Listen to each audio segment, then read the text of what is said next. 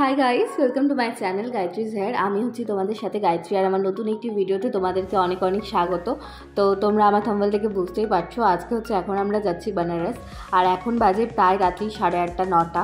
তো আমাদের এখনও পর্যন্ত কিছু খাওয়া হয়নি। তো প্রথমে আমরা চলে এসেছিলাম, এখানে হচ্ছে আমরা ফ্রিতে ছিলাম, এটা সরকার থেকে ব্যবস্থা করে দেওয়া হয়েছিল থাকার জন্য। তো এখানে আমরা কোনোরকমভাবে রাত্রে থাকি আর খাওয়া দাওয়া করি। তারপরে সকালবেলা ঘুম থেকে উঠে ফ্রেশ হয়ে অটো করে চলে যাই বেনারসের ঘাটের দিকে। তো এখানে হচ্ছে রাস্তায় আমাদেরকে কিছুটা এগিয়ে গিয়েই নামিয়ে দেওয়া হয়েছিল, কারণ খুব একটা বেশি টোটো অটো দিকে যেতে দেয় না, ওরা মাঝখানে নামিয়ে দিচ্ছিল। সবাই হেঁটে হেঁটে যাচ্ছিলো এখান থেকে। তো প্রথমেই যেখানে যাচ্ছি আমরা একটা জিনিস খুব ভালো মতো নোটিস করছি যে প্রচণ্ড ভিড়, মানে যেখানেই যায় না কেন, কারণ আমরা এমন সিজনে গেছি যে সবাই মহাকুম্ভ থেকে বেনারস অযোধ্যা সবাই যাচ্ছে। তো লাইক সেরকমই একটা ভিড় ছিল, সেরকমই একটা মহল ছিল, তোমরা দেখতেই পাচ্ছ।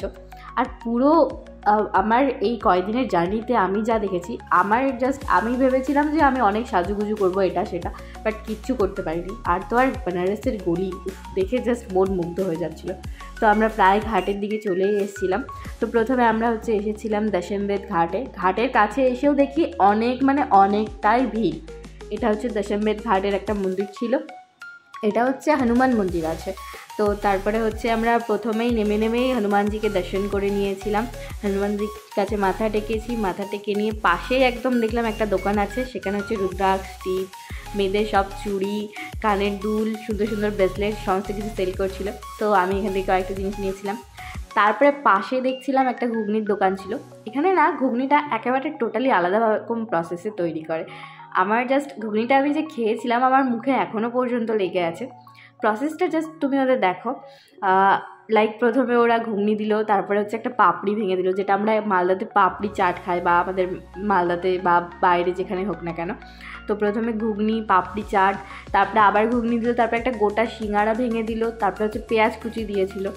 জাস্ট দারুণ ছিল খেতে। আর এখানে একটা অনেক বড় হিস্ট্রি আছে, আমি আমার পার্স এই দোকানটাতে ফেলে দিয়ে চলে গিয়েছিলাম, বাট কাকুটা ভালো করে রেখে দিয়েছিল। যাই হোক, তো ভীষণ ঘুগনিটা ভালো ছিল খেতে। আমি নেক্সট টাইম আশা করি যে আবার কোনো দিন যাবো, আমার খুব ইচ্ছা আবার যাওয়ার। তো হয়তো গেলে আবার আমি এই জায়গাটাতে যাব। তো ঘুগনিটা ভীষণ টেস্টি ছিল। আর সবথেকে বড় ব্যাপার, ওখানে মন্দিরের পাশাপাশি সাথে পেঁয়াজ সেল করে, কারণ ওখানে হচ্ছে পেঁয়াজটাকে একটা ফল মনে করে, আর আমরা যেহেতু বেঙ্গলি থেকে আমরা আমিষ মনে করি। তো তারপরে ডিরেক্ট চলেছিলাম স্নান করতে। স্নানের ভিডিওটা নেওয়া হয়নি। তারপরে আমরা ঘাট পরিদর্শন করি কিছুটা। ঘাট পরিদর্শন করার পর প্রায় বেরোনোর পথে আমরা খুব একটা বেশি সময় আমরা বেনারসে কাটাতে পারিনি, কারণ সময়টা অনেকটাই হয়ে গিয়েছিল। তো প্রথমে মা কালীর দর্শন করে নিই। মা কালীকে দর্শন করে নেওয়ার পর পাশাপাশি মা অন্নপূর্ণার মন্দির ছিল, এখানে পাশে কয়েকটা আইডল দেখলাম। তারপরে চলে এসেছিলাম আমরা সুইটসের দোকানে। এটা হচ্ছে বেনারসের ভীষণ ফেমাস একটা আইটেম।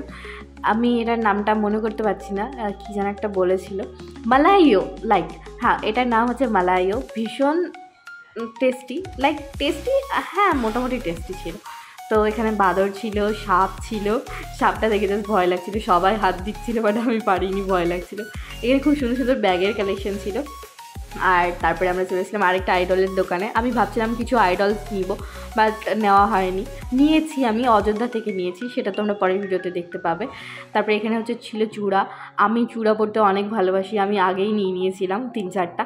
তারপরে আমরা এগিয়ে যাই। এখান থেকে আমি নিয়েছিলাম সোনাইয়ের জন্য 2টো জামা, যেটা সোনাই এখনও পর্যন্ত পরেনি। তারপরে এটা ছিল বাবা বিশ্বনাথের লাইন। এত বড় লাইন, কাশী বিশ্বনাথের লাইন দেখে আমার মাথা জাস্ট খারাপ হয়ে গেছিলো। আর আমরা যেহেতু অনেকটা বেলা করে গিয়েছিলাম, আমরা যদি সেই সময় দাঁড়াতাম এই লাইনে, তাহলে আমাদের রাত্রি 10টা-11টা বেজে যেত বাবাকে দেখতে দেখতে। তো আমি তো ভীষণ বিরক্তিও হয়ে যাচ্ছিলাম, কারণ অনেকটাই রোদ, এতটা ভিড়। সত্যি কথা বলতে আমি একদম ভিড় ভাক্কার পছন্দই করি না। তো তারপরেও যেহেতু একটা ধর্মীয় জায়গায় গেছি, মন অনেক শান্ত করে ঠান্ডা রেখে পুরো জায়গাটা, পুরো জিনিসগুলো আমি এক্সপ্লোর করেছি।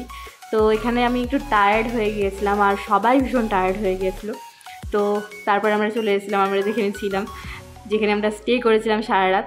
বেশ জায়গাটা ভালোই ছিল। তো এখান থেকে আমরা এখন বেরিয়ে পড়েছি অযোধ্যা যাওয়ার জন্য। বেনারসের ভিডিওটা আমি এই পর্যন্তই রাখলাম, পরের ভিডিওতে আবার দেখা হবে। তোমাদের যদি ভিডিওটা ভালো লাগে, লাইক, কমেন্ট, শেয়ার আর সাবস্ক্রাইব করে দিও।